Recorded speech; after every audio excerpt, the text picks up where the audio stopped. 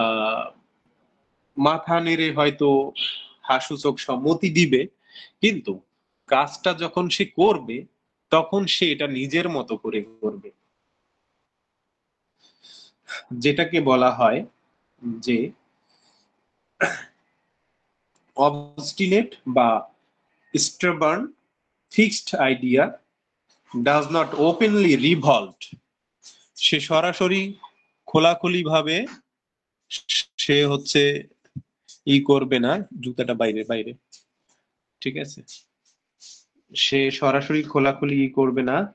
এখন তো আমার ক্লাস চলতেছে, এমন সময় আসছে না, আমি তো বলছিলাম যে কোন সময় আসতে। আমি তো ক্লাস বাদ দিয়ে আমি ওষুধ দিতে পারবো না, ঘন্টাখানেক পর আসেন। হ্যাঁ ঠিক আছে, আচ্ছা আচ্ছা, আমি আছি তো, আমার তো বাসায় কিছু নেই। আপনি হচ্ছে 10:30টার পরে আসেন। ওকে। তো হচ্ছে যে they does they do not openly revolt, মানে তারা সরাসরি এটাকে অপোজ দিবে না বা প্রতি উত্তর দিবে না, but sticks to her opinion. Convinced against her will, মানে তার নিজের যে উইল বা নিজের যে ইচ্ছা, তার এগেইনস্টে গিয়ে সে কনভিন্সড হয় সত্য, কিন্তু সে অ্যাট দা মিন টাইম সে হচ্ছে যে stick to her self opinion, তার নিজস্ব যে একটা মতামত আছে সেই মতামত অনুযায়ী সে কাজটা করে বা তার নিজের মতের সাথেই থাকে। এইটা হচ্ছে তার ভেতরে স্টাবার্নেস বা অবস্টিনেসি। শাই বাট অবস্টিনেট, এইটা হচ্ছে পালসিটিলা বা অন্যান্য গ্রাফাইটিস এই ওষুধের সাথে পার্থক্য। এই পালসিটিলার মধ্যে এই অবস্টিনেট বা স্টাবার্নেসটা এরকম নাই। পরের শব্দটা হচ্ছে slowness. S for slowness. Slow, slow মানে হচ্ছে ধীর স্থির। তো একটা পেশেন্টকে আমরা প্রথমেই যখন আবিষ্কার করব, তখন তো আমরা একটা ব্যাপার পাবো, তার কথা বলা, তার হচ্ছে চলা, সবকিছু তার যখন কষ্টগুলো বর্ণনা করবে তখনও সে ধীর স্থির গতিতে বলবে। সেখান থেকেও তো আমরা একটা স্লোনেস হচ্ছে পাবো। আর এরপরে আমরা যদি জিজ্ঞাসা করি সে কাজকর্ম কেমন গতিতে করে, হুম, বা এই সমস্ত বিষয়েও আমরা যে জানতে পারবো যে তার স্লোনেস, সে ধীর স্থির ভাবে খুব সুন্দর ভাবে যে কোনো কাজ খুব সুন্দর ভাবে গুছিয়ে একদম পরিপাটি করে করতে গিয়ে সে খুব ধীরে ধীরে কাজ করে, আস্তে ধীরে, ধৈর্য সহকারে।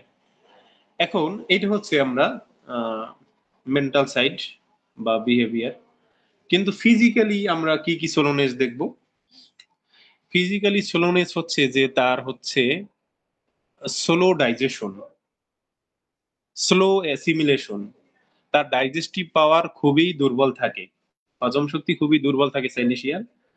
এবং তার যে পরিপুষ্টি, অর্থাৎ হজমের পরে ডাইজেশনের পরে যে হচ্ছে অ্যাবজর্পশনটা, প্রত্যেকটা একটা ধাপ আছে, যেমন হচ্ছে আমাদের খাবার খাওয়ার পরে পেটে গেলে যেটা হচ্ছে ডাইজেশন হয়, ডাইজেশনের পরের ধাপ হচ্ছে অ্যাবজর্পশন, শোষণ হয়, তারপরে হচ্ছে যে ধাপটা সেটা হচ্ছে অ্যাসিমিলেশন অর্থাৎ আত্তীকরণ।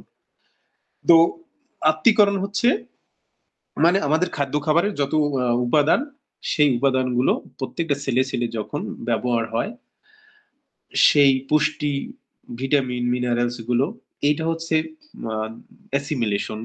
এই অ্যাসিমিলেশনটাও সঠিকভাবে হয় না, স্লো হয়, স্লো, ভেরি স্লো, যার ফলে এই অপুষ্টিতে ভোগে। তাই আমরা দেখব যে স্যালিসিয়ার পেশেন্ট ম্যাক্সিমাম ক্ষেত্রে যে মাথাটা বড়, পেটটা বড়, কিন্তু অন্যান্য বডি শুকনা শাকনা। হুম, কারণ তার হচ্ছে আহ, সে অপুষ্টিতে ভোগে, রিকেটিক চিলড্রেন আমরা বলি, ঠিক আছে, তার চেহারাই দেখা যাবে যে অপুষ্টিতে ভুগতেছে। তো ঘটনা হচ্ছে ওই ওই কারণে স্লো অ্যাসিমিলেশন। তারপরে হচ্ছে স্লো লার্নিং টু ওয়াক। সে হাঁটতে শিখে দেরিতে। এইটা হচ্ছে স্লো লার্নিং টু ওয়াক। আরেকটা ওষুধ হচ্ছে নেট্রামিউর। এরাও হচ্ছে আহ যে হাঁটতে শিখে দেরিতে, কিন্তু এইখানে ক্যালকেরিয়া কার্ভ হচ্ছে due to lack of vitamin D. Vitamin D এর অভাবে হাড়ের গঠনের অপরিপক্কতার কারণে কিন্তু দেরিতে হাঁটে ক্যালকেরিয়া কার্ভ। আর সাইলেশিয়া নেট্রামির হচ্ছে দেরিতে শিখে, অর্থাৎ এখানে নার্ভাস সিস্টেম জড়িত। নার্ভাস সিস্টেমের যে অপরিপক্কতার কারণে সে দেরিতে শিখে। তাহলে এগুলো স্লো। পরের শব্দ হচ্ছে soft and support desire for. এরা খুবই নমনীয়, নরম, জেন্টাল, পোলাইট হয়। আগেই বলছি যে কথা বলার যে ধরন, চলাফেরা, সবকিছুতে বাইরে বিশেষ করে।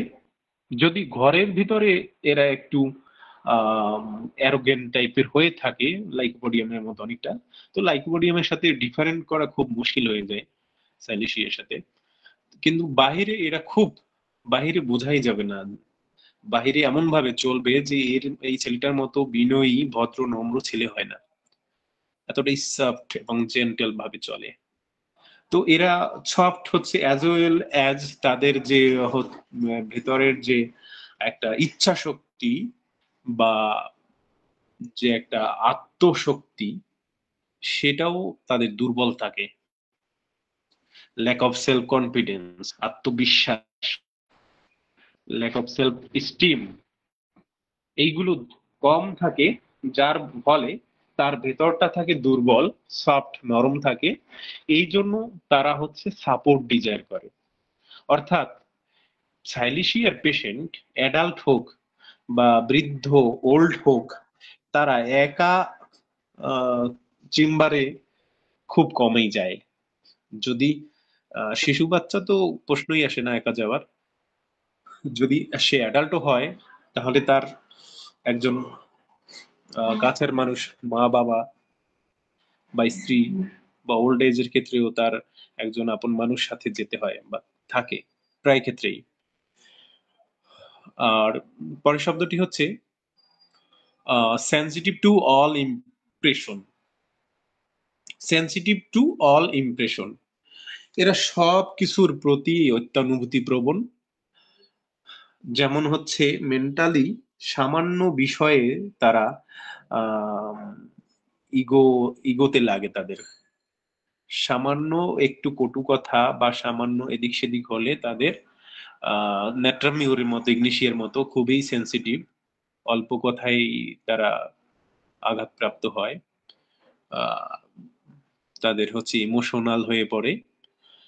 ঠিক তেমনি শারীরিকভাবেও সামান্যতম শীত বা ঠান্ডা বা সামান্যতম আহ, আবহাওয়ার পরিবর্তন, সামান্য গরম হোক বা সামান্য ঠান্ডাই তাদের হচ্ছে যে কোনো একটা সমস্যা সৃষ্টি হতে পারে, বা এদের এইগুলো অসহ্য। অর্থাৎ very sensitive to all impression, সব রকমের ইমপ্রেশন এর প্রতি এরা খুবই অত্যানুভূতি প্রবণ। পরের শব্দটি হচ্ছে সিরিয়াস অ্যান্ড সেলফ কন্টেন্ট। এরা খুবই সিরিয়াস সব ব্যাপারে, খুবই সিরিয়াস এবং সেলফ কন্টেন্ট, আত্মপ্রত্যয়ী এবং সিরিয়াস। অর্থাৎ এরা হচ্ছে যে কোনো কাজ বা কর্মে সেটা খুব দায়িত্বের সাথে করে, এবং কোনো একটা কাজ দিলে বা কোনো একটা রেস্ট্রিকশন দিলে সে সেটা খুব ভাবে মেনে চলে। একটা রুলস অ্যান্ড রেগুলেশনের মধ্যে থাকতে চায় বা থাকে, রুলস ব্রেক করতে চায় না। সাবমিসিভ, সাবমিসিভ হচ্ছে এটা রেপার্টরিতে ইল্ডিং এ পাবো আমরা। ইল্ডিং মানে হচ্ছে যারা হচ্ছে সহজেই যাদেরকে বশে আনা যায় বা সহজে যাদেরকে মানানো যায়, যারা হচ্ছে যাদেরকে বোঝাতে বা যাদেরকে সান্ত্বনা দিতে বেশি সময় লাগে না, তাড়াতাড়ি যাদেরকে ম্যানেজ করা যায়, সেই সমস্ত মানুষগুলো হচ্ছে ইল্ডিং বা সাবমিসিভ, যেটা পালসিটিলাতেও আছে খুব বেশি। পরের শব্দ সমনম্বুলিজম। সমনম্বুলিজম হচ্ছে খুব একটা গুরুত্বপূর্ণ শব্দ, যার অর্থ হচ্ছে রাতের বেলা বিশেষ করে বাচ্চারা ঘুমের মধ্যে ঘুম চোখে উঠে হাঁটাহাঁটি করে, এমনকি ঘরের বাইরেও বের হয়ে যায়, আবার নিজে নিজে হয়তো আবার শুয়ে পড়ে। তো এইটা হয় হয়তো স্বপ্নের ঘোরে করে বা কিছু।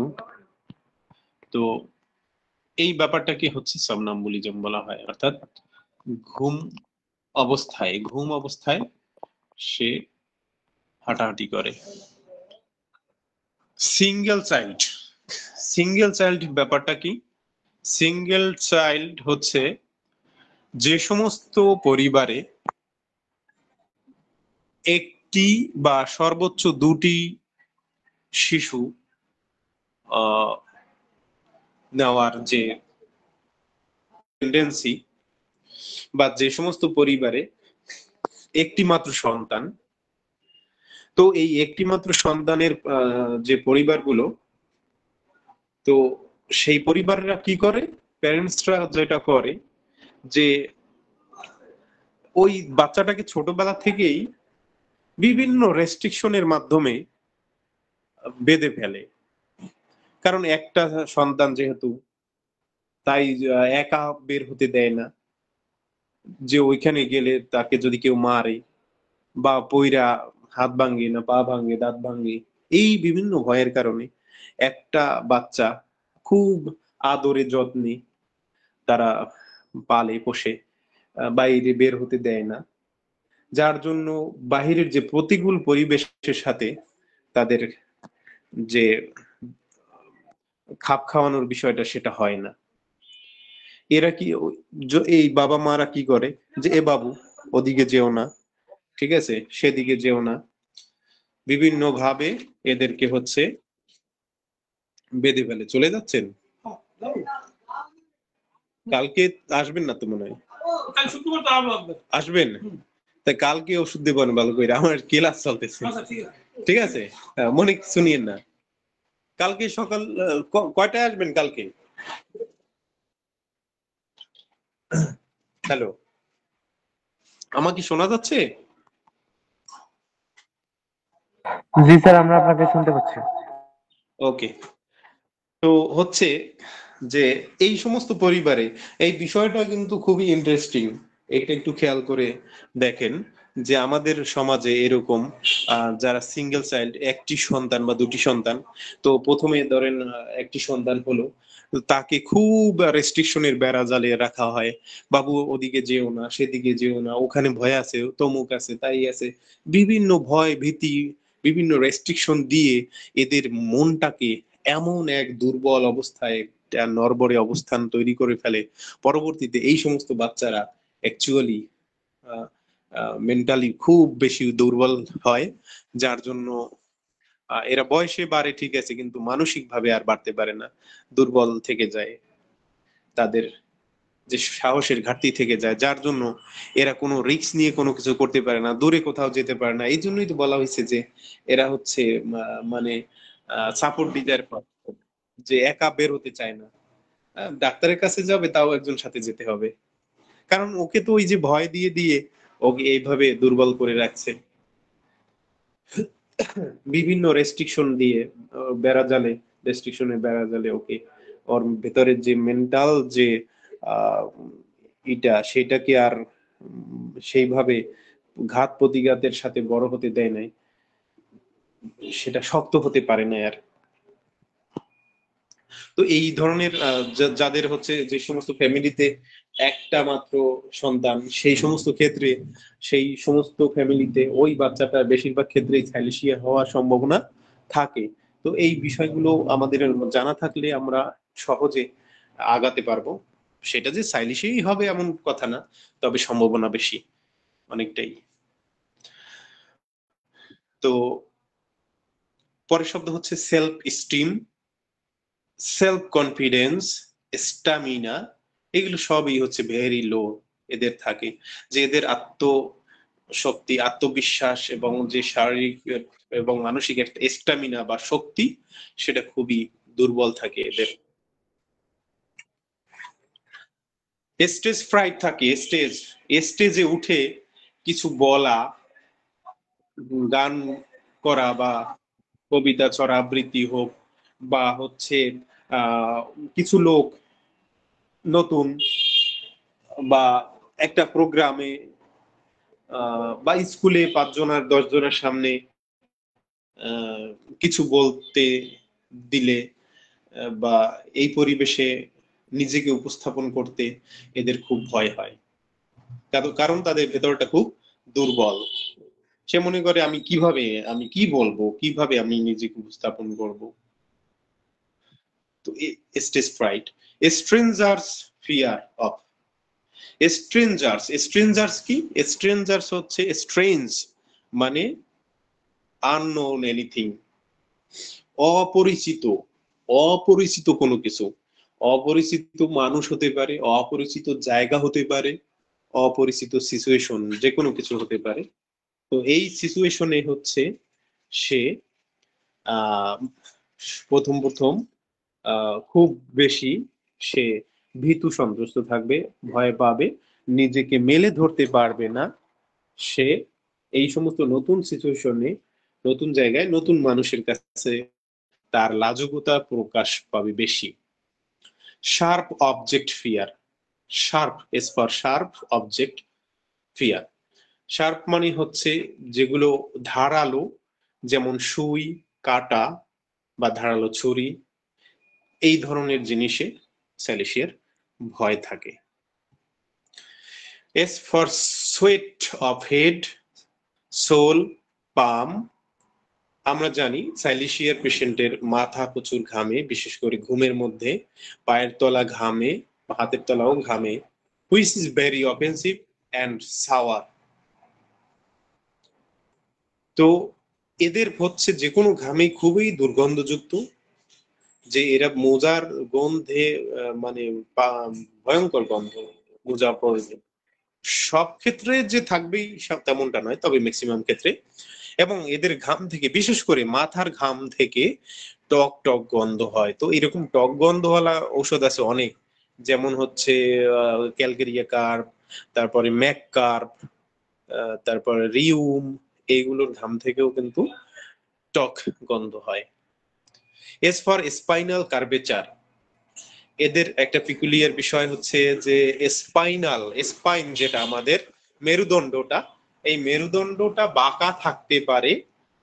কারণ হচ্ছে এই যে সাইলিশিয়া,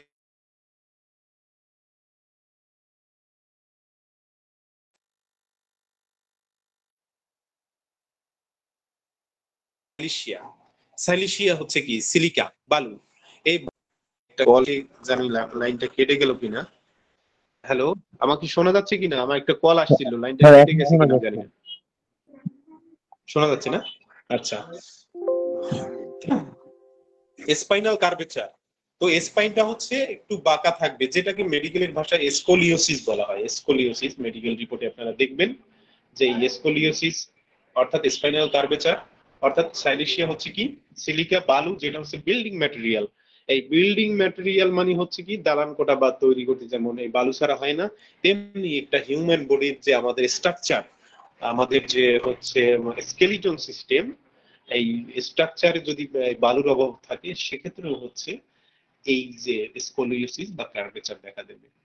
তো এই ক্ষেত্রে একটা সাইলেশিয়া গ্রেট মেডিসিন। এই স্কোলিওসিস যেখানে অন্য অন্য পেথিতে হাত পা বাঁধা বা খুব রেয়ার সাকসেস বা ভেরি ডিফিকাল্ট বা ভেরি হচ্ছে যে ব্যয়বহুল, এক্সপেন্সিভ, সেখানে আমাদের এই সাইলেশিয়া দ্বারা ক্ষেত্র বিশেষে অনেক সুন্দর রেজাল্ট দেখানো সম্ভব।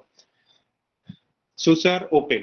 সুসার হচ্ছে যেমন মাথার যে খুলিটা, মাথার যে বোন, এইটা কয়েকটা পার্ট থাকে, সেই পার্ট গুলো হচ্ছে যে জয়েন্ট, এই জয়েন্ট হচ্ছে দেরিতে ওপেন ক্লোজ হয়, দেরিতে জোড়া লাগে, কারণ ওই ডিউ টু ল্যাক অফ হচ্ছে সাইলিশিয়া বা due to lack of vitamin D material. যেমন ক্যালকেরিয়াতেও আমরা দেখি যে ওপেন সুসার দীর্ঘদিন ওপেন থাকে, ওই স্কালের যে ওপেনিং গুলো বা জোড়াগুলো। এরপর হচ্ছে সার্জনস নাইফ। সাইলিশিয়াকে সার্জনস নাইফ বলা হয়, যে সার্জনসদের ছুরিকা। কেন হচ্ছে, এমন এমন ক্ষেত্র আছে যেখানে সার্জনসের নাইফও ফেল হতে পারে কিন্তু সাইলিশিয়া ফেল হবে না।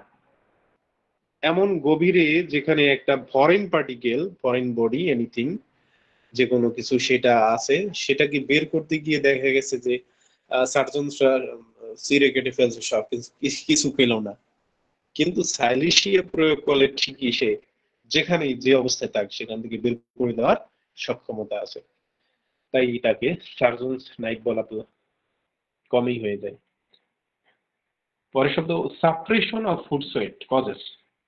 সাপ্রেশন, পায়ের ঘাম যদি সাপ্রেসড হয়ে যায় বা অবদমিত হয় বা বন্ধ হয়ে যায় পায়ের ঘাম, যেমন আগে পায়ের তলা ঘামতো, এখন ঘামছে না, এই সমস্ত ইতিহাস কিন্তু আমাদের কেস টেকিং এর সময় নেওয়া উচিত। যে আমাদের এগুলো তো জিজ্ঞাসা করি আমরা যে আপনার হাত পা ঘামে কিনা, যদি বলেন না ঘামে না, কিন্তু তখন জিজ্ঞাসা করা উচিত যে আগে ঘামতো কি না। তো দেখা গেছে আগে ঘামতো, এখন যে কোনো কারণে ঘামছে না, তো এটা সাপ্রেশন। তো এই আম, শুধু পায়ের ঘামই সাপ্রেসড হয়ে বিভিন্ন ধরনের সমস্যা হতে পারে, যেমন ক্যাটারাক্ট, অর্থাৎ সানি, চোখে সানি। এগুলো কিন্তু খুবই গুরুত্বপূর্ণ। এই যেগুলো আমি বলছি এখানে ভিতরে যে শব্দগুলো আছে, এগুলো এই সাইলেশিয়ার মধ্যেই, আর অন্য তেমন কোনো ওষুধে নাই। যেমন ক্যাটারাক্ট, সানি, ডিম ভিশন, ঝাপসা দেখা, ড্রাই নোজ, নাকের ভিতর শুষ্কতা, কনভালশন, খিঁচুনি, প্যারালাইসিস, লোকোমোটর অ্যাটাক্সিয়া, এ ধরনের ঘটনা ঘটতে পারে। Sensation as if, hair on tongue, splinter, খুবই গুরুত্বপূর্ণ আমাদের কেস টেকিং এর ক্ষেত্রে। সেন্সেশনের মানে এই যে পিকুলিয়ার অনুভূতিগুলো, এই অনুভূতিগুলো খুবই খুবই দামি, সবচেয়ে বেশি দামি বলা যায়। তো জিভে চুল জড়িয়ে আছে, এরকম অনুভূতি, এই অনুভূতিটা হচ্ছে ন্যাট্রামিউর কেলিবাইতেও আছে। এবং স্প্লিন্টার বিভিন্ন জায়গায় হতে পারে, গলায় হতে পারে, যে কোনো জায়গায় হতে পারে। স্প্লিন্টার মানে মনে হয় একটা কাঠি বা একটা পেরেক বা একটা কাঁচের টুকরা কোথাও আটকে আছে মনে হয়, যেন এরকম, বা কাটা আটকে আছে, বারবার ঢোক গিলতে হয় তারপরে যাচ্ছে না, এরকম একটা অনুভূতি, স্প্লিন্টার সেন্সেশন।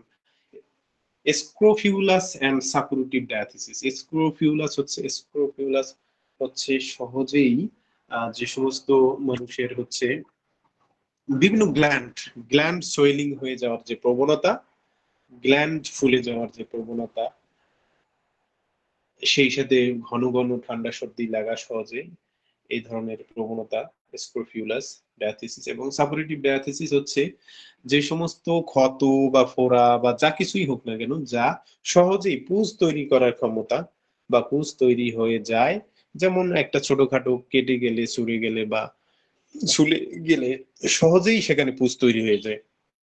আবার যদি সহজে পুঁজ তৈরির উদ্দেশ্য থাকে, সেক্ষেত্রেও সাইলিশিয়া দিলে সহজে পুঁজ তৈরি হবে। আবার পুঁজটাকে যদি সহজেই বের করে দিয়ে শুকানোর জন্য চেষ্টা করতে চাইলে, সেক্ষেত্রেও সাইলিশিয়া কাজ দেবে।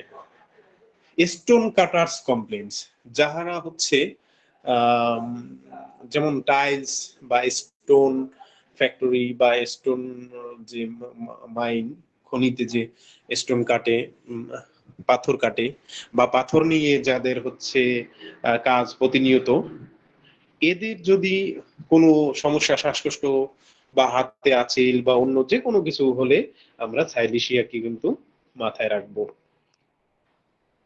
পরের শব্দ আই। আই ফর হচ্ছে ইরিটেবল অ্যান্ড অবস্টিনেট।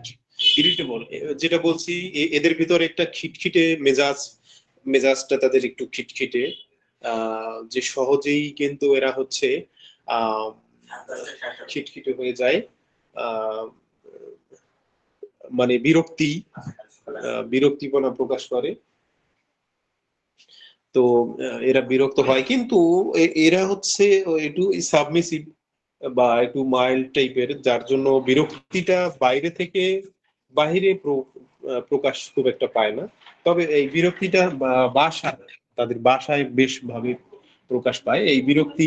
সে যে বিরক্ত বা খিটখিটে একটু স্বভাবের, সহজে একটু মেজাজটা যে তার হারিয়ে ফেলে, এটা আমরা তাদের হচ্ছে প্যারেন্টস এর কাছ থেকে জানতে পারবো আমরা। এবং ওই যে অবস্টিনেসি, একগুঁয়েমি একটা স্বভাব আছে, নিজে যে অপিনিয়নটা দাঁড় করাবে সেটাকেই সে বলবৎ রাখার চেষ্টা করে, তার ভেতরে ভেতরে এই উদ্দেশ্যটা থাকে। পরের শব্দটি হচ্ছে আই, আবারও আই, ইন্টেলিজেন্ট। এরা খুবই জ্ঞানী, এরা খুবই ইন্টেলেকচুয়ালিটি খুবই এদের হাই। এদের হচ্ছে যে বুদ্ধি, এরা অত্যন্ত বুদ্ধিদীপ্ত এবং এদের ব্রেন খুব শার্প। এরা লেখাপড়া থেকে শুরু করে সবকিছুতে খুব ভালো করে এবং সহজেই তারা ভালো তাদের থাকে। আইডেন্টিটি ক্রাইসিস, এই যে আইডেন্টিটি ক্রাইসিসে এরা ভোগে, আইডেন্টিটি ক্রাইসিসে কারণ হচ্ছে ওই যে বলছি যে সিঙ্গেল চাইল্ডের যে ইতিহাস বললাম, যে এইভাবে হচ্ছে নিজের মেরুদণ্ড সোজা করে যে নিজের স্বাধীনতা বা প্রতিকূল পরিবেশের সাথে যে খাপ খাইয়ে চলার মতো আস্তে বিভিন্ন ঘাত প্রতিঘাত খেয়ে খেয়ে যারা বড় হয়, তারা প্রতিকূল পরিবেশের সাথে খাপ খাওয়াতে পারে সহজে, তারা সাহসী হয়ে ওঠে। কিন্তু এই সিঙ্গেল চাইল্ড বা যে সমস্ত বাচ্চারা বেশি আদর বা বেশি রেস্ট্রিকশন এই ধরনের ভেতরে বড় হয়, তাদের হচ্ছে নিজস্ব যে একটা নিজস্বতা, ব্যক্তিত্ব বা নিজস্ব যে সেলফ কনফিডেন্স, সেলফ স্টিম, এইগুলো হচ্ছে তাদের আর শক্ত হয় না। তাদের ভিতটা, ইন্টারনাল যে গ্রিট, এটা হচ্ছে আর শক্ত হয় না। ওই যে মানে এখানে ইট খোয়া বালি বা সিমেন্ট দেওয়া হয়েছে, মানে ইট সিমেন্ট দেওয়া হয়েছে কিন্তু বালু দেওয়া হলো না, তাহলে তো আর বিল্ডিং হবে না। তার মানে ওটা আর সহজে কি হবে না, ওটা আর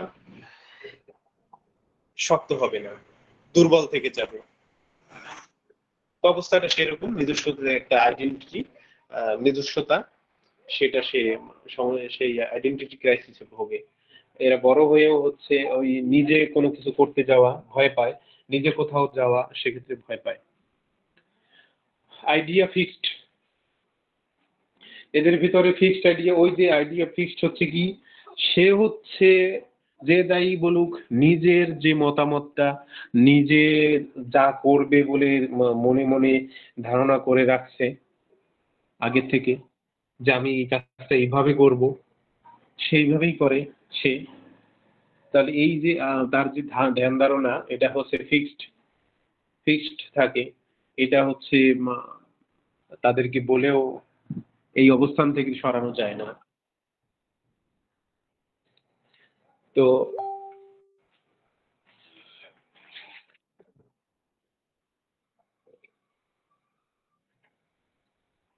এবং এই this fixity of thinking, the difficulty in accepting things from outside, and the violence against everything that goes against her fixed ideas, all find their expression at the physical level in the form of asthma, intolerance of vaccination. তাহলে intolerance of vaccination, এই যে intolerance of vaccination বা একটা foreign particles তার ভেতরে যদি থাকে, তাহলে সাইলেশিয়ার কাজ হচ্ছে সেইটাকে বের করে দেওয়া। বা ভ্যাকসিনেশন মানে ভ্যাকসিন এটাও তো একটা ফরেন পার্টিকেল, ফরেন বডি, এটাকেও সে সহ্য করতে পারতেছে না, ইনটলারেন্স হচ্ছে। বা এটা থেকে অন্য একটা রোগের সৃষ্টি হচ্ছে বড় কোনো।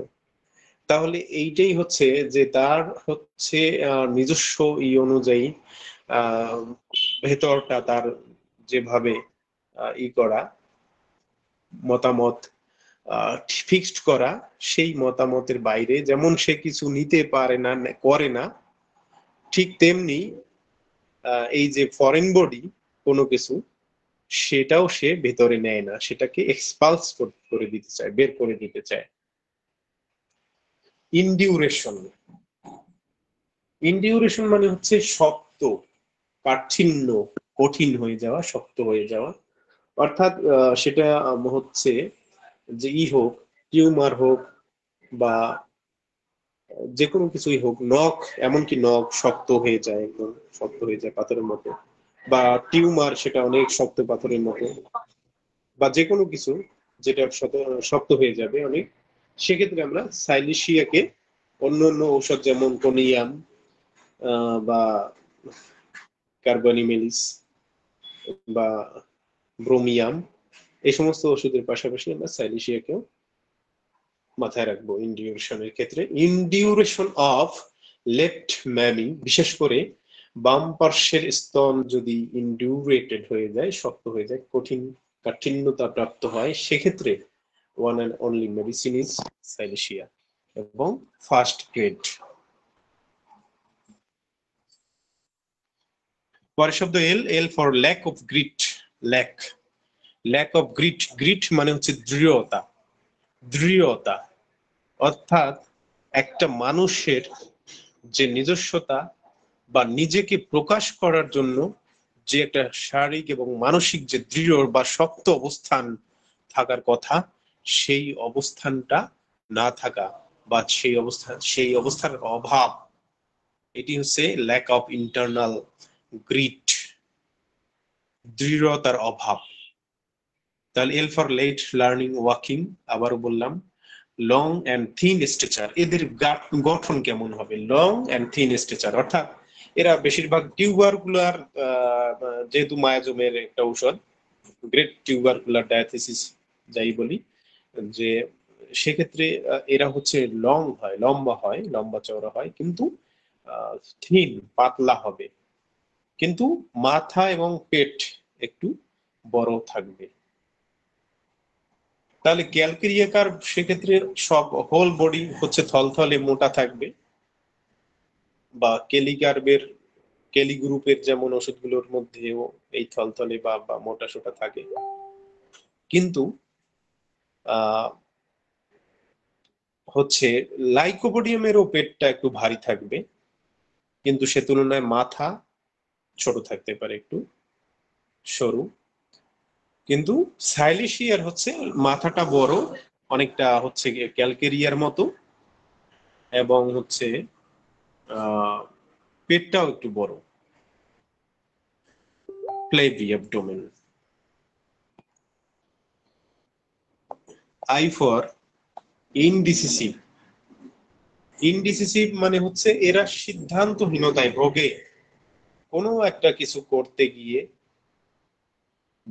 বা ভাবতে গিয়ে বা যে কোনো কিছুর ক্ষেত্রে সম্মুখীন হলেই, ওই যে যেহেতু প্রতিকূল পরিবেশের সাথে তারা সেইভাবে খাপ খাওয়াইয়া ওঠার যে পরিস্থিতিতে বড় হয় নাই, যার জন্য এদের মধ্যে সব মধ্যে কোনো কিছু করতে গিয়ে, কোনো কিছু বলতে গিয়ে, কোনো কিছু ভাবতে গিয়ে সব সময় একটা সিদ্ধান্তহীনতায় ভোগে, যে এটা কিভাবে কি করব, এটাই কমপ্লিট করতে পারবো কিনা, বা এটা আমি ঠিকঠাক করতে পারবো কিনা, এই ধরনের সবসময় এদের মধ্যে একটা সিদ্ধান্তহীনতা থাকে, কারণ একটা স্ট্রিক্ট সিদ্ধান্ত এরা নিতে পারে না। ইনগ্রোয়িং নেইলস, আই ফর ইনগ্রোয়িং নেইলস, অর্থাৎ নেইল হচ্ছে আঙ্গুল বা পায়ের আঙ্গুলের নখগুলো ভেতরের দিকে ঢুকে যাওয়ার যে প্রবণতা। পরের শব্দ C, C for conscious about trifles, এরা সামান্য বিষয়েই অত্যন্ত সতর্ক, সচেতন, অতি বিবেচনা করে বা অতি বিবেকবান।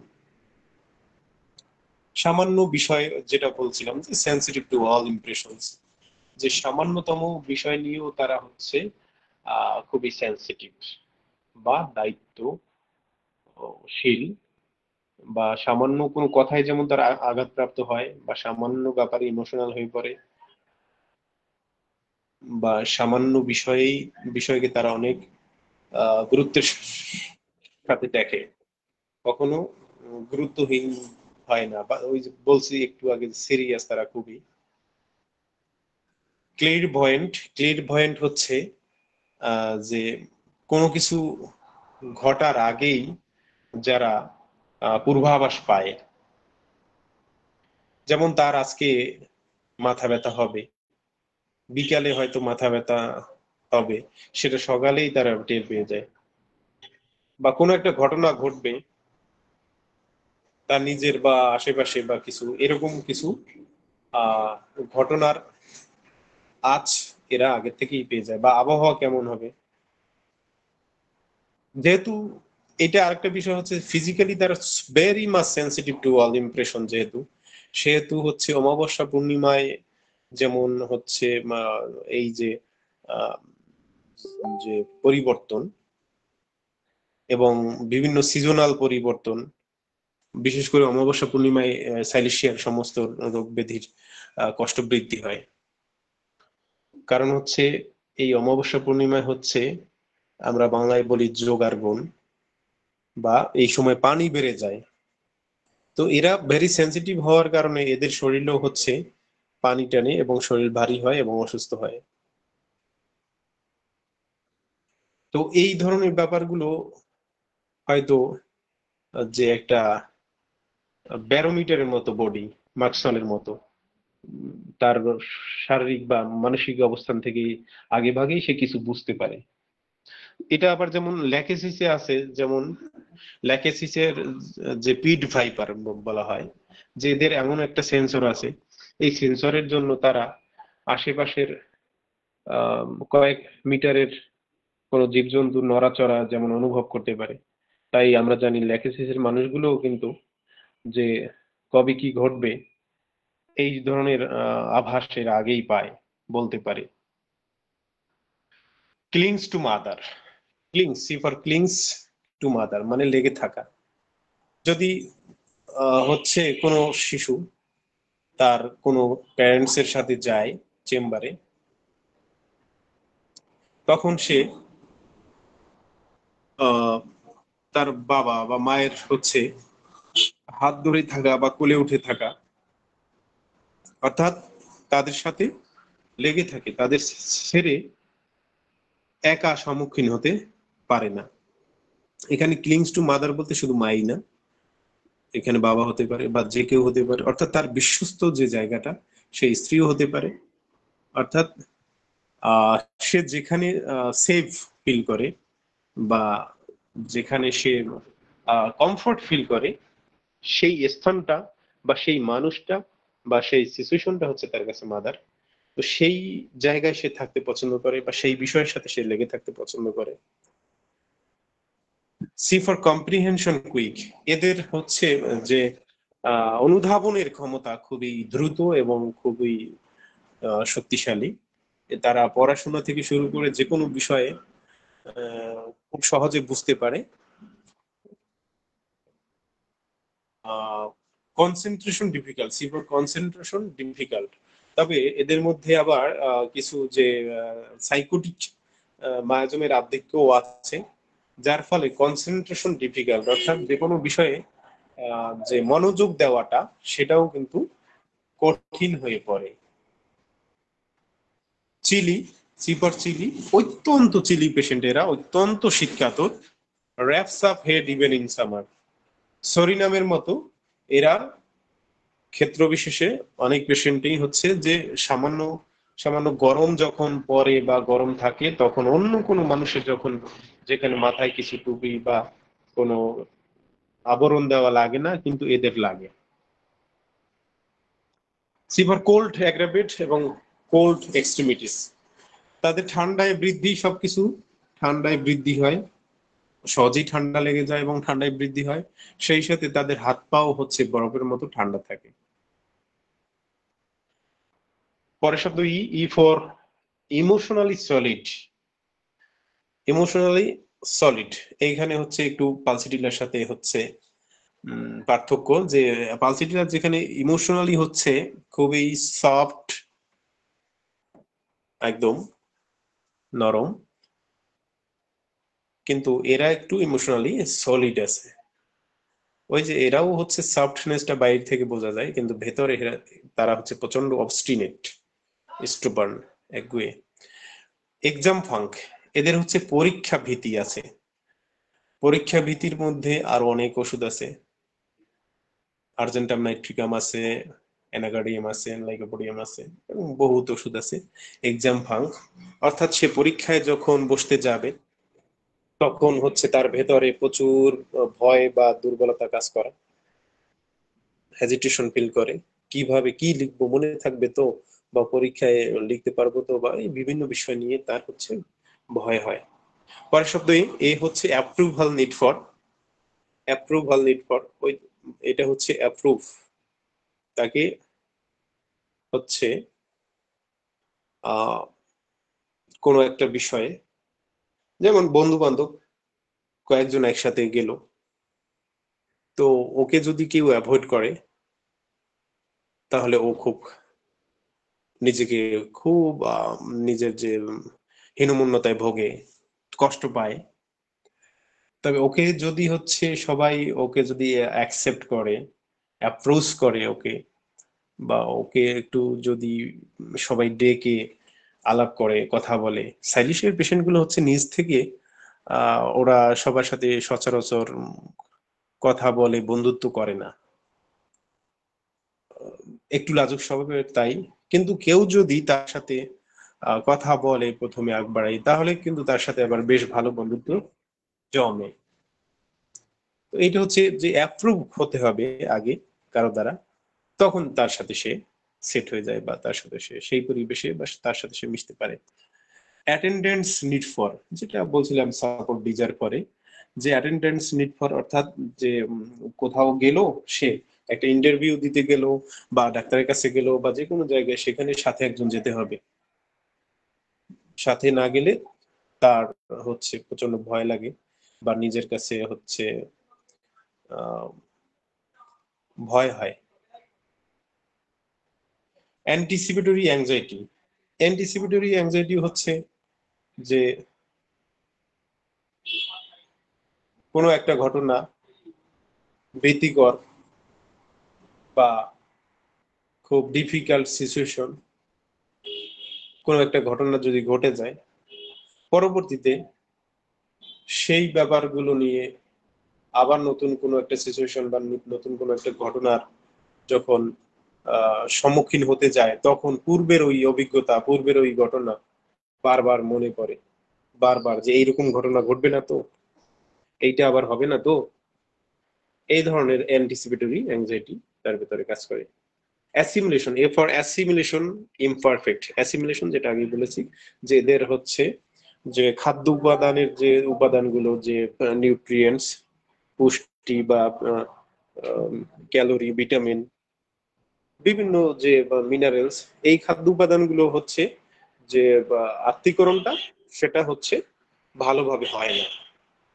টি ফর টিমিড, এরা খুবই লাজুক স্বভাবের বা টিমিড। যেমন সাইলিশিয়ার একটা বিহেভিয়ার কিরকম, যেটা কি বলবে সেটা বললাম, সেটা শুরুতেই বলছিলাম। সে হচ্ছে আহ দুইটা হাত একসাথে নিয়ে হচ্ছে আঙ্গুল গুলো হচ্ছে হাতে হাত কসলানো, যেটা বাংলায়, বা আঙ্গুল দিয়ে আঙ্গুল ফুটানো, বা এইভাবে যেটা দিয়ে আর কি অ্যাংজাইটি, বা সে একটা অ্যাশেমড ফিল করতেছে, বা হচ্ছে সে ভয় পাচ্ছে কিছু বলতে গিয়ে, যেটা এটা হচ্ছে বিহেভিয়ার প্রকাশ করে। তো এইটা আমরা লক্ষ্য রাখবো, যে সে হাতের উপর হাত দিয়ে হচ্ছে হাতের ভিতর হাত রেখে কচলানো বা আঙ্গুল ফুটানো বা এই ধরনের, এইটা হচ্ছে তার ভিতরে একটা অ্যাংজাইটি কাজ করতেছে। এটা থেকে বুঝতে হবে যে তার ভিতরে একটা অ্যাংজাইটি কাজ করতেছে, বা একটা আম, একটা শাইনেস কাজ করতেছে, যার জন্য এইভাবে সে করে। এটা একটা গুরুত্বপূর্ণ হচ্ছে আহ দর্শন। টি ফর টিডি, এরা অত্যন্ত পরিষ্কার পরিচ্ছন্ন সবকিছুতে, কাজকর্ম বা নিজের ড্রেস আপ বা সবকিছুতে অত্যন্ত সুন্দর এবং পরিপাটি পরিচ্ছন্ন, এবং তাদের কাজ খুবই পরিপাটি করে করতে চায়। টি ফর থার্স্টি, এরা হচ্ছে যেমন আমাদের পাশাপাশি কয়েকটা ওষুধ যেমন ফসফরাস, পালসিটিলা, নেট্রিমিউর, লাইকোপোডিয়াম, এই ওষুধগুলো একটা থেকে একটা আলাদা করা অনেক ক্ষেত্রে খুব কঠিন হয়ে পড়ে। তো পালসিটিলার সাথেই অনেক সময় প্যাচ লেগে যায়। পালসিটিলা হচ্ছে কিন্তু থার্স্টলেস, এটা একটা গ্রেট সিমটম। ম্যাক্সিমাম পালসিটিলার পেশেন্টই হচ্ছে পিপাসাহীন হয়ে থাকে, acute as well as chronic disease. কিন্তু সাইলিশিয়া থার্স্টি, পিপাসা প্রচুর, তবে ক্ষেত্র বিশেষে আবার পিপাসাহীনও হতে পারে। T for tumour all kinds of, সব ধরনের টিউমারে সাইলিশিয়া কাজ করে, তবে সাইলিশিয়ার অবশ্যই অন্যান্য লক্ষণ মিলাতে হবে। মিলিয়ে টিউমার দেখলেই আমরা সাইলিশিয়া দিয়ে দেবো বা তোজা দেব, এটা কখনোই হবে না। পরের শব্দ ই ফর ইগো ফ্র্যাজিল। ওই যে এরা খুবই সব মানে অল্পেতেই যারা ইগো হয়ে যায়, ইগোস্টিক হয়ে যায়, বলো না ইগো বেশি, একেবারে কথায় কথায় মানে ইগো দেখায়। তো এই ইগো কথায় কথায় যারা ইগো দেখায়, তার মানে কি তার ইগো অত শক্তিশালী না, শক্ত না, ফ্র্যাজিল, ভঙ্গুর। ইগোটিজম এলিমেন্টস ফ্রম, তো এরকম কোন বিষয় নিয়ে ইগোটিক হয়ে গেলে একদম, তখন তাদের অন্যান্য সমস্যার সৃষ্টি হতে পারে, যেমন শ্বাসকষ্ট শুরু শুরু হতে পারে, বা ডায়রিয়া বা অন্য যে কোনো সমস্যার সৃষ্টি হতে পারে। ই ফর এক্সপালসিভ নেচার, এক্সপালসিভ, এক্সপালশন অর্থাৎ ভেতর থেকে বাইরে বের করে দেওয়ার যে একটা টেন্ডেন্সি, প্রবণতা বা সক্ষমতা, এটা হচ্ছে এক্সপালসিভ নেচার। যেমন ফিজিক্যালি কোনো কিছু ফরেন বডি ভিতরে থাকলে যেমন সেটা এক্সপালস করে দিতে পারে, বের করে দিতে পারে, ঠিক তেমনি সে অন্যের কোনো মতামত ভেতরে সে যেটা বলা হয় যে মেনে নেয় বাট মনে নেয় না। মেনে নেয় বাট মনে নেয় না।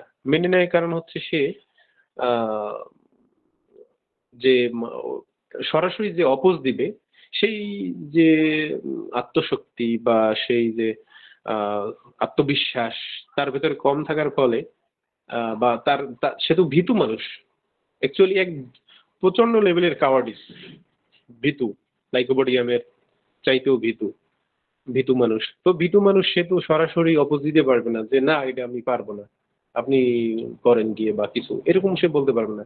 হ্যাঁ বলছে ঠিক আছে জি হুজুর, ওকে হুজুর, জি স্যার, ওকে, আচ্ছা ঠিক আছে, করে দিব বা করবো এভাবে, এগুলো বলে ঠিকই, কিন্তু কাজটা করার সময় ঠিক নিজের মতো করে করে, নিজের দর্শন বা নিজের ডিকটিম অনুযায়ী সে কাজটা করে।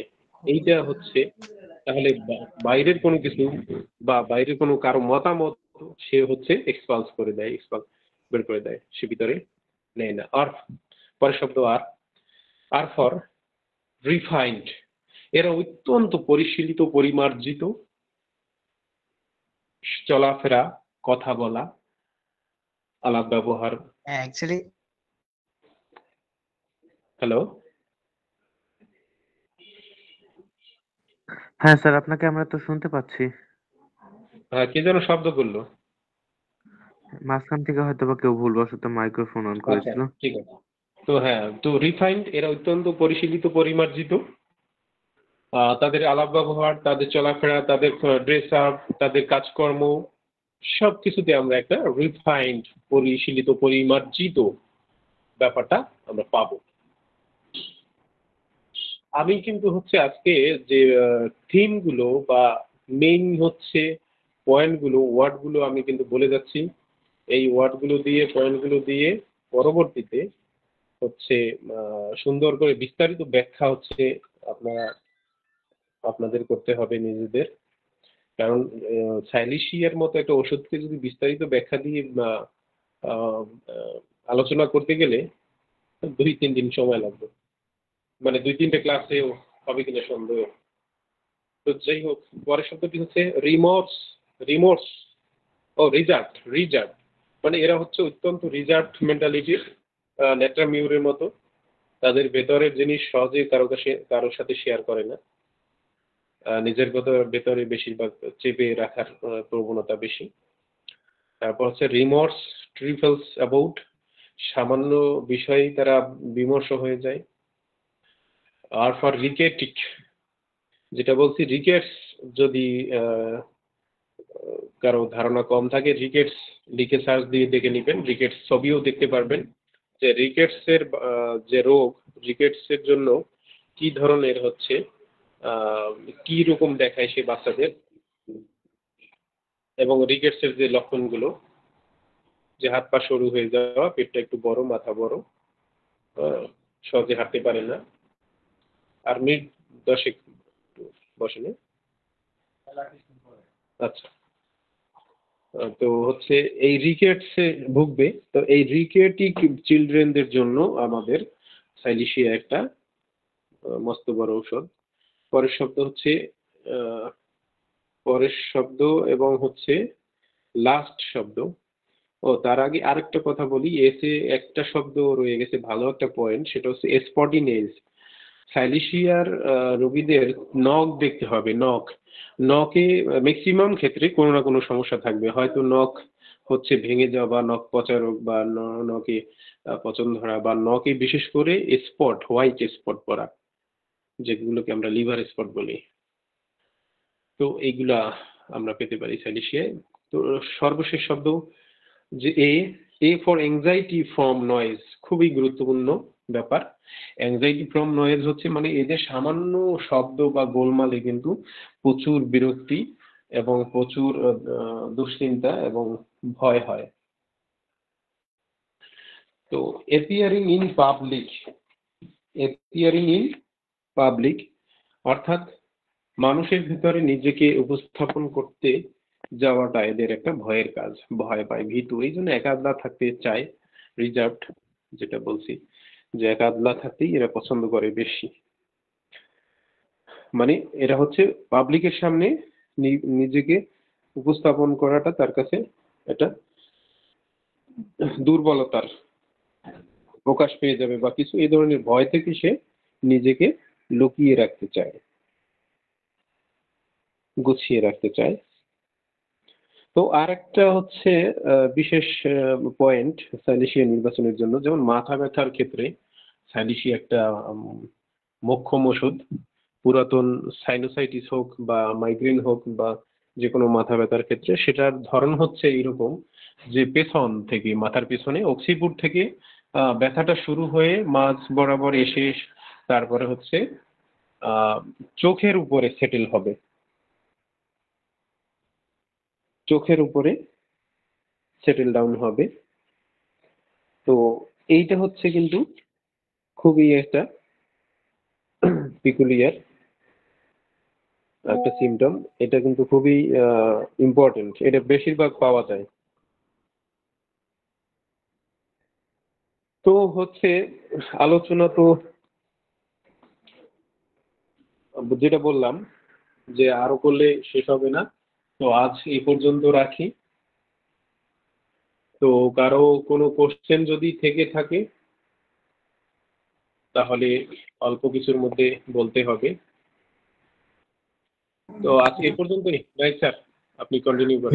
জি স্যার, অসংখ্য ধন্যবাদ জানাচ্ছি আপনাকে আজকে আমাদের এই ক্লাসে সময় দেওয়ার জন্য। আমরা ক্লাসের মাঝেও শুনতে পেয়েছি যে চেম্বারে আপনি ব্যস্ত আছেন এবং রুগী এসেছে, তো তারপরও যে আপনি আমাদেরকে সময় দিয়েছেন এর জন্য আমরা কৃতজ্ঞ আপনার প্রতি। তো কারো যদি কোনো ধরনের জানার কোনো প্রশ্ন থাকে সংক্ষিপ্ত সময়ের মধ্যে প্রশ্নটি করতে পারেন।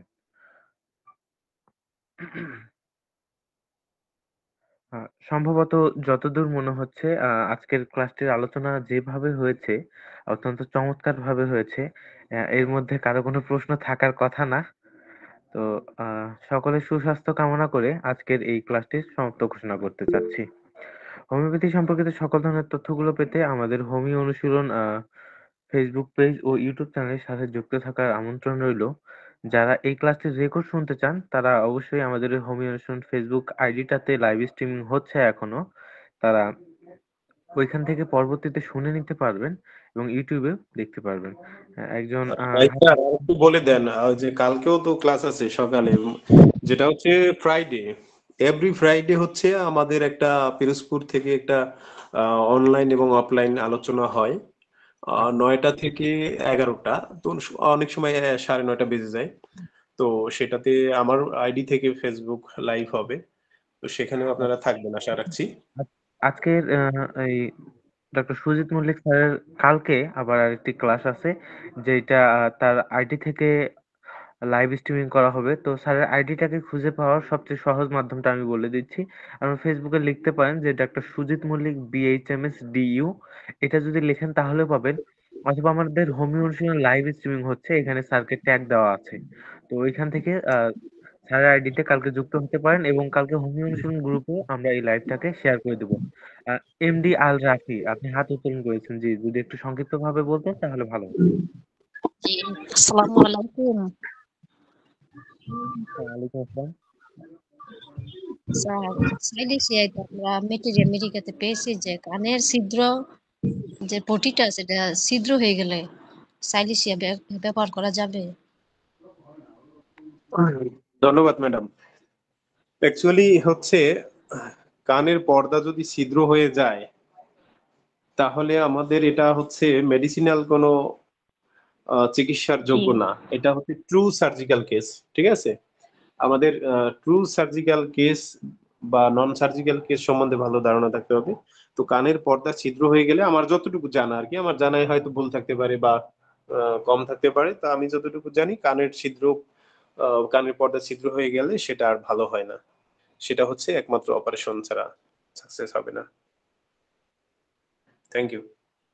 হ্যাঁ, যে ছিদ্র হয়ে যাওয়ার পর যে পুঁজটা পড়ে তাহলে কি এই পুঁজটা দমন করার জন্য এই মেডিসিনটা প্রয়োগ করতে পারবো? যদি সাইলিশিয়া মেলে পুষ দমন করার জন্য সাইলিশিয়া দিব, এরকম তো কোনো কথা আমাদের হোমিওপ্যাথিতে নাই। যদি অন্যান্য অনেক পয়েন্ট আপনার সাইলিশিয়ার সাথে মিলে যায় দেন আপনি সাইলিশিয়া প্রয়োগ করবেন, সেখানে আপনার পুষ কমে যাবে, ভালো থাকবে, কিছুদিন পর আবার শুরু হবে। তো পর্দা ছিদ্র হয়ে গেলে যেটা হবে যে এই রোগী ওষুধ খেলে পরে ভালো লাগবে, ভালো থাকবে কিছুদিন পরে আবার হচ্ছে ফিরে ফিরে আসবে এরকম। ঠিক আছে, তাই এই সমস্ত রোগীদেরকে আপনি যদি পুজ দমন করার জন্য বা যে ওষুধ দিয়েই হোক সেটা যদি ভালো হয়ে যায় পরবর্তীতে তাকে সার্জারি করার জন্য পরামর্শ দিতে হবে। ঠিক আছে, জি স্যার, ধন্যবাদ। জি, ধন্যবাদ। আপনাকে ধন্যবাদ জানাচ্ছি। পরবর্তীতে যদি কারো কোনো ধরনের প্রশ্ন থাকে তাহলে অবশ্যই জানাতে পারেন। তো আশা করছি আর কারো কোনো ধরনের প্রশ্ন নেই। তো কালকের সকালের যে ক্লাসটা রয়েছে ডক্টর সুজিত মল্লিক স্যারের, এই ক্লাসটিতে সকলকে যুক্ত হওয়ার অগ্রিম আমন্ত্রণ রইল। এবং সর্বশেষ স্যারকেও আমি অসংখ্য ধন্যবাদ জানাচ্ছি আমাদের হোমিও অনুষ্ঠানের সাথে যুক্ত থাকার জন্য, এবং যারা আমাদের সঙ্গে এই মুহূর্তে গুগল মিট ও ফেসবুকে যুক্ত রয়েছেন তাদের সকলকেই অসংখ্য ধন্যবাদ জানিয়ে আজকের এই ক্লাসটির সমাপ্ত ঘোষণা করছি। ধন্যবাদ সবাইকে।